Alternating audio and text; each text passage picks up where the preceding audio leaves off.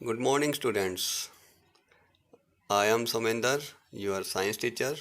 I welcome you again in the SD online classes. Today we are going to discuss about the harmful microorganism. As you know, in last classes we discussed about the microorganisms, where they lives, and the useful microorganisms. Our today's topic is harmful microorganisms. Micro organism के बारे में आप सभी जानते ही हैं। हमने पिछली class में यूज़फुल माइक्रो ऑर्गेनिज्म के बारे में स्टडी किया था। आज हमारा टॉपिक है हार्मफुल माइक्रो ऑर्गेनिजम्स, वो माइक्रो ऑर्गेनिज्म जो कि हमें नुकसान पहुंचाते हैं। Micro organisms are harmful in many ways. Some of the microorganisms causes disease in human beings, plants and animals. Harmful micro organism जो हैं वो हमारे शरीर में बीमारी करते हैं, चाहे वो प्लांट हो सकते हैं, एनिमल्स भी हो सकते हैं। तो such disease causing micro organisms are called pathogens. हम इनको क्या बोलते हैं? पैथोजेंस बोलते हैं। क्या बोलते हैं? Pathogens.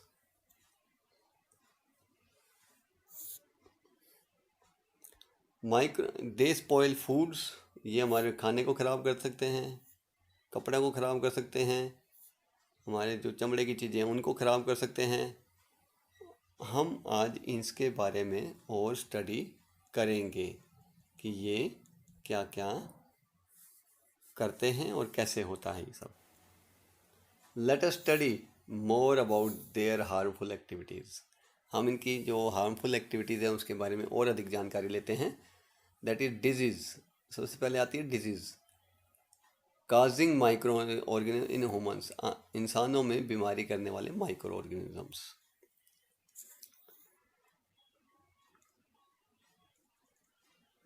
Pathogens enter our body through the air we breathe, water we drink and food we eat. They can also transmit it by direct contact. ये डायरेक्ट कॉन्टैक्ट से भी फैल सकते हैं, ये खाने से फैल सकते हैं, ये हवा से और पानी से फैल सकते हैं। और इवन अगर कहीं चोट लग रही हो तो उस घाव, उस वाउंड के या उस कट के थ्रू भी हमारे शरीर के अंदर जा सकते हैं। हम अगर किसी के डायरेक्ट कांटेक्ट में हैं तो इन्फेक्टेड पर्सन्स के डायरेक्ट कांटेक्ट में हैं तो हम उससे इन्फेक्टेड हो सकते हैं, या हम कैरीड थ्रू एन एनिमल्स, और ये एनिमल्स के थ्रू भी कैरी हो सकती हैं।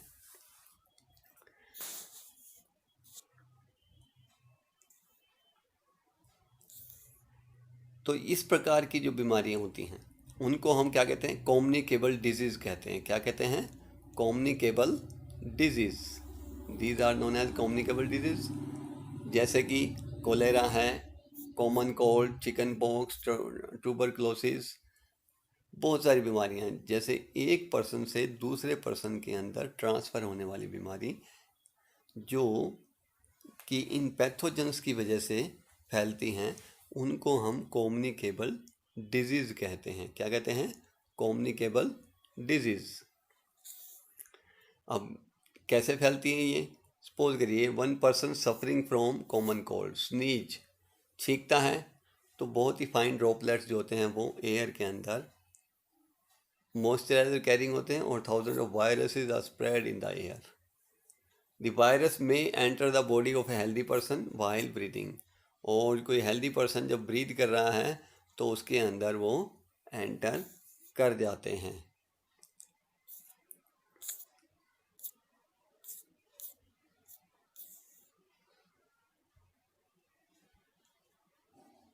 देयर आर सम इंसेक्ट्स, कुछ इंसेक्ट्स भी हैं, एनिमल्स भी हो सकते हैं, जो कि कैरियर का काम करते हैं। कैरियर मतलब लेके जाने वाला, यानी कि वो डिजीज़ को एक पर्सन से दूसरे पर्सन में ट्रांसफ़र करते हैं। वो क्या कहलाते हैं? कैरियर कहलाते हैं। क्या कहलाते हैं? Carrier. For example house fly. House fly क्या है? वो एक जगह बैठेगी, गार्बेज में बैठती हैं और उसके बाद वो उड़ के कहीं ना कहीं हमारे घर में पहुंच जाती है। और वो यदि अनकवर्ड फूड है उसके ऊपर अगर बैठ गई तो it will transfer the pathogens. तो क्या करेगी, उसके पैरों के जो कीटाणु लग के आएंगे, पैथोजेंस आएंगे, वो कहाँ पर आ जाएंगे, खाने के ऊपर आ जाएंगे। और वो हमारे फूड को क्या कर देगी, कॉन्टामिनेट कर देगी। क्या कर देगी, कॉन्टामिनेट कर देगी, यानी कि ख़राब कर देगी, दूषित कर देगी। और वो खाना जो है वो ख़राब हो सकता है और इवन हम बीमार पड़ सकते हैं, वी कैन फैल सिक। तो इसलिए हमें हमेशा खाने को, पीने के पानी के बर्तन को हमेशा ढक कर रखना चाहिए और हमेशा अवॉइड करना चाहिए जो कि अनकवर्ड फूड आइटम है। यदि फूड आइटम ऐसा जो कि ढका हुआ नहीं है प्रॉपर तरीके से तो उसको हमें अवॉइड करना चाहिए। ना ही हमें घर में ऐसा कोई खाना खाना चाहिए, ना ही बाहर खाना चाहिए। अब हम बात करेंगे कि कैरियर क्या होता है। ये जैसे कि हमने अभी बात करी कि एक इंसेक्ट जो है वो एक पर्सन से दूसरे पर्सन के अंदर ट्रांसफ़र कर सकता है। तो वो एनिमल या वो इंसेक्ट वो क्या कहलाएगा, कैरियर कहलाएगा। तो कैरियर कैसे काम करता है, जैसे आपने देखा होगा मलेरिया हो जाता है। मलेरिया कैसे फैलता है, मलेरिया फैलता है एक पर्सन से दूसरे पर्सन में। यानी कि यदि एक पर्सन के अंदर पैथोजेंस मौजूद हैं जो कि मलेरिया के लिए रिस्पॉन्सिबल हैं।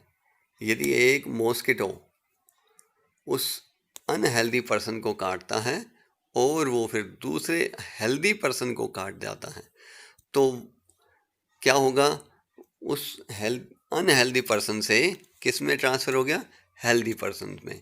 किसके थ्रू हुआ, मॉस्किटो के थ्रू।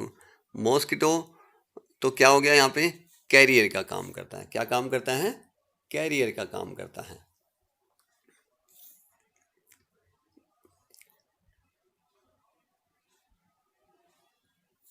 डेंगू वायरस भी फैला सकता है और इसी प्रकार जो कुछ एनिमल्स भी हैं जिनका फ्लैश खाने से कुछ बीमारी जो हैं वो इंसानों के अंदर ट्रांसफ़र हो जाती है। यदि हम आज का ताज़ा उदाहरण लें तो कोरोना वायरस भी इसी प्रकार की एक बीमारी है जो कि किसी एनिमल से इंसानों के अंदर ट्रांसफ़र हुई है। तो इसलिए हमेशा सावधानी रखते हुए अपने भोजन को करना चाहिए।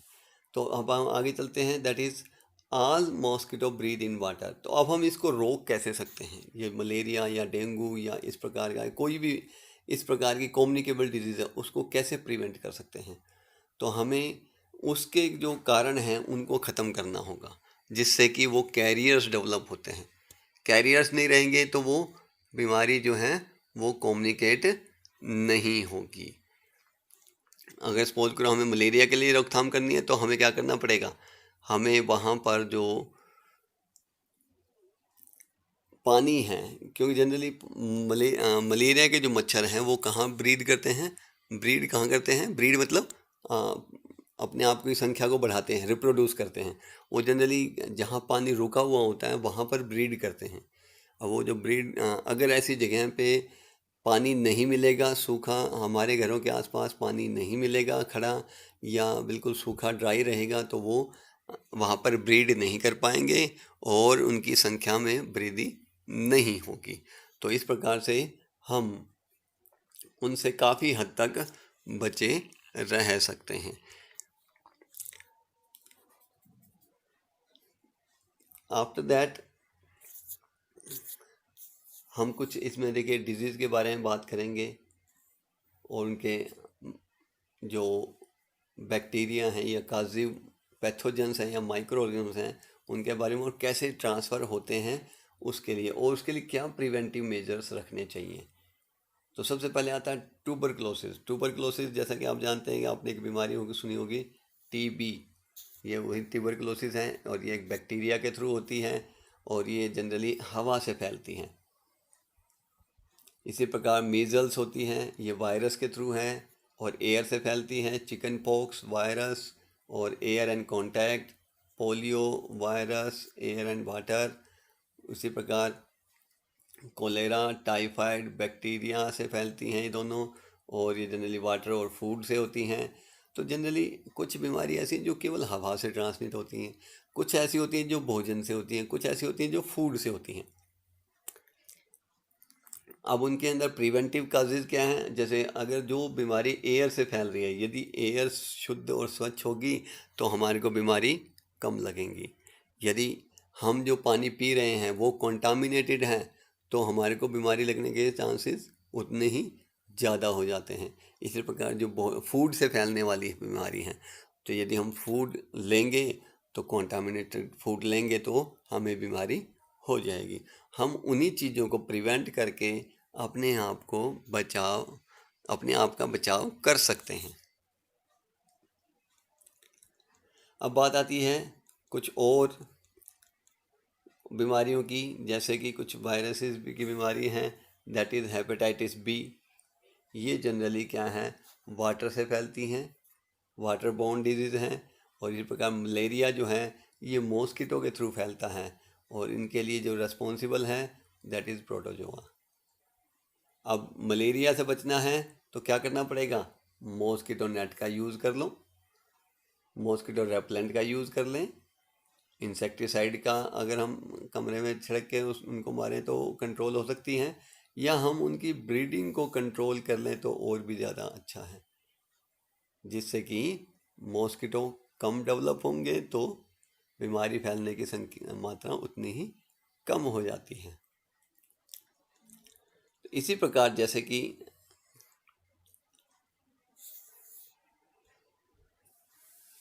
ह्यूमंस के अंदर बीमारियां होती हैं, इसी प्रकार एनिमल्स के अंदर भी बीमारियां होती हैं। तो बहुत से ऐसे ऑर्गेनिजम्स हैं जो कि एनिमल्स में बीमारी के लिए रिस्पॉन्सिबल हैं। अगर हम बात करें प्लांट्स की, तो प्लांट्स के अंदर भी बीमारियां लगती हैं। प्लांट्स में जैसे आपने देखा होगा कि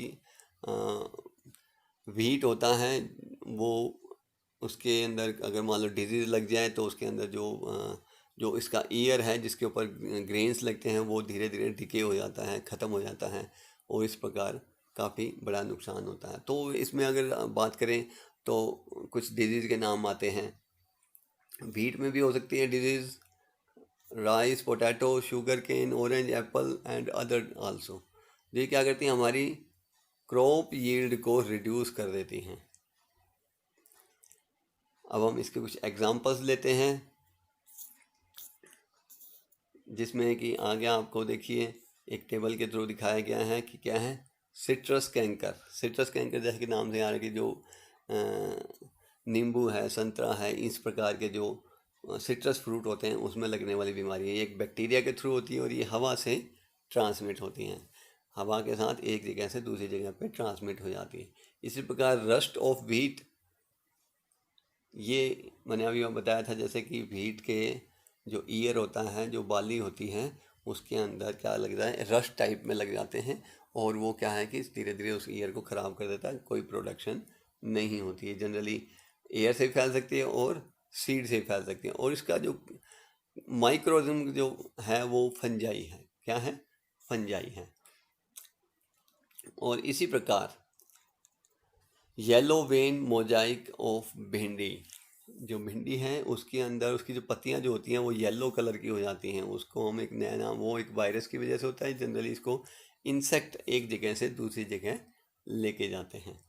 तो इस प्रकार से कुछ बीमारियां जो कि प्लांट्स की और इसी प्रकार एनिमल्स की। अब बात ये आती है कि जैसे ये